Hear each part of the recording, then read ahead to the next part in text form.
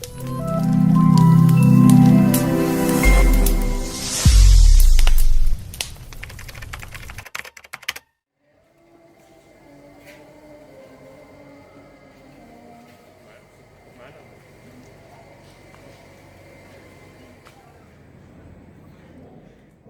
kita lihat sekarang apa sih sebetulnya ma'rifatullah ini.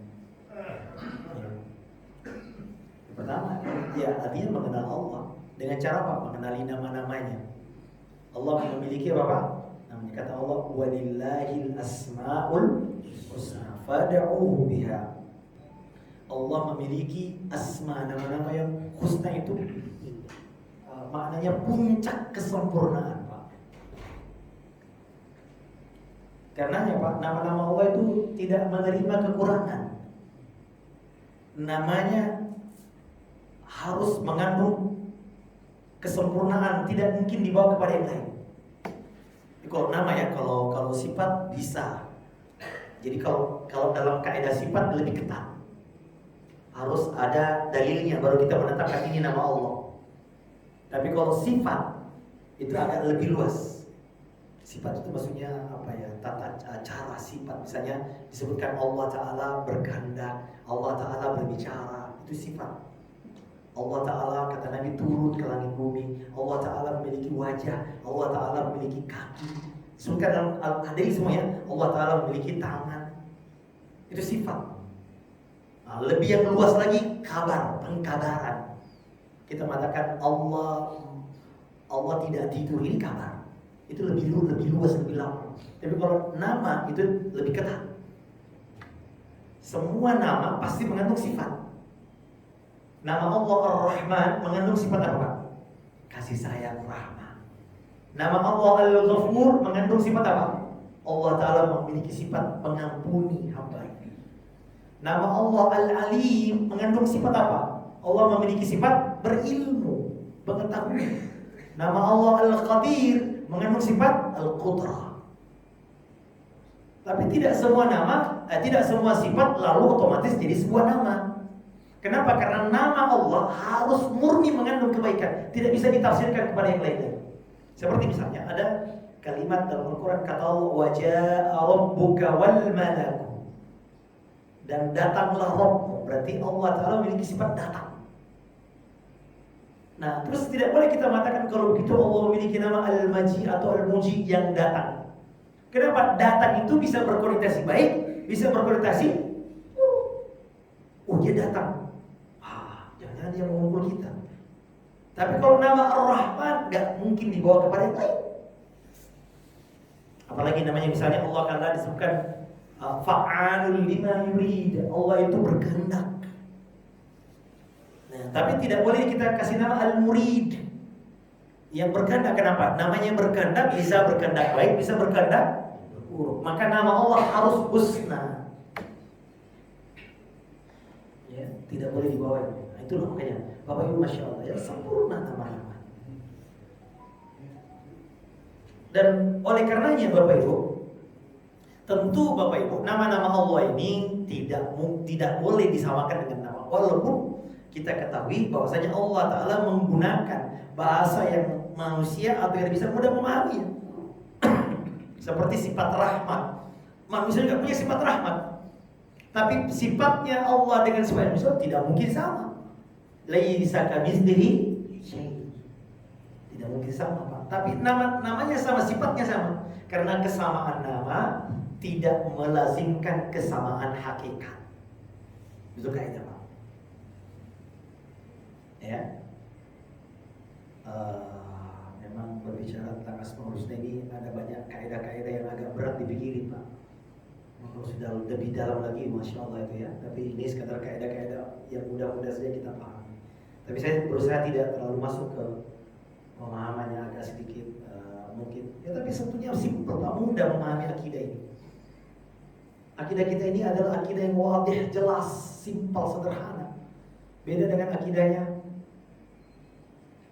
non-Muslim. Ribet, Pak.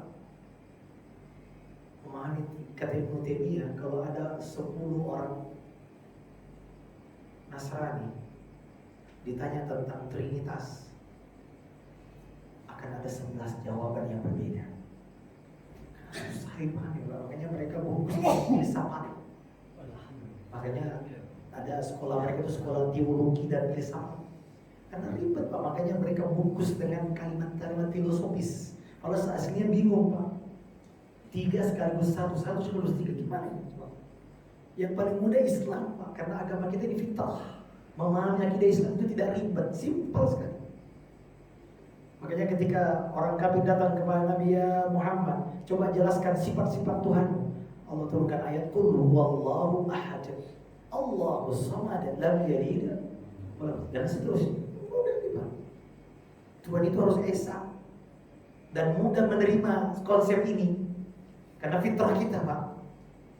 Makanya Nabi Ibrahim ketika mendakwahkan tauhid kepada kaumnya, dia menggunakan bahasa fitrah. Dia patung itu dihancurin semua, satu disisakan. Kira-kira maksudnya apa Pak? Supaya kaumnya fitrahnya bahwasanya Tuhan itu hanya satu dan yang paling membangkitkan fitrahnya. Makanya orang-orang non-muslim Pak yang memiliki banyak Tuhan, ternyata Pak kalau kita perhatikan mereka ada Tuhan yang paling top. Itu fitrah itu. Misalnya ada 3 Tuhan, pasti ada Tuhan yang paling.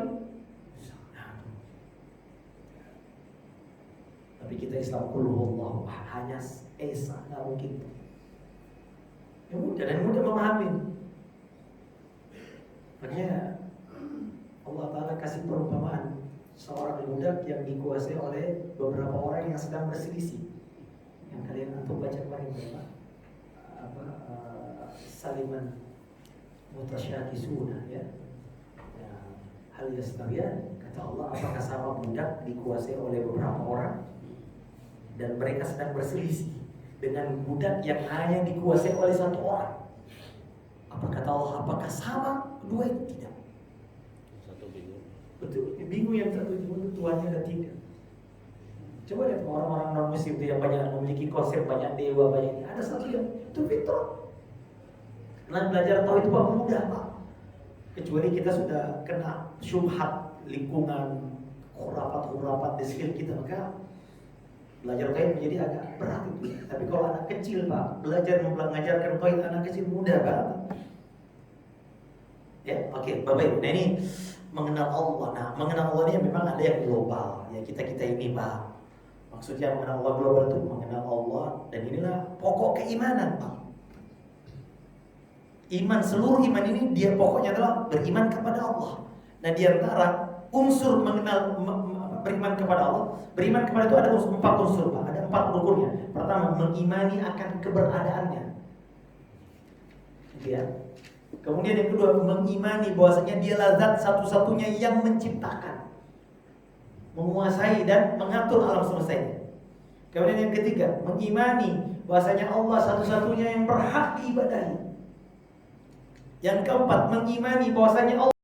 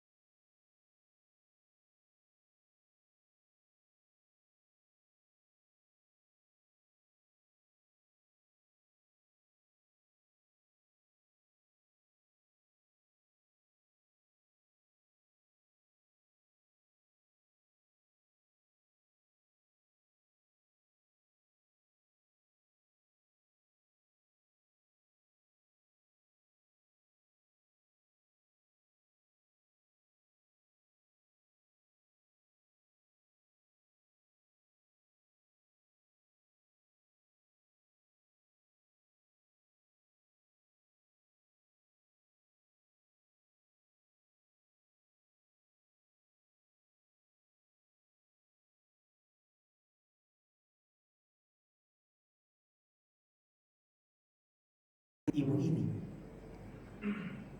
Begitu kuatnya kasih, dan kita tahu Pak, kasih sayang yang paling sejati dan paling kuat adalah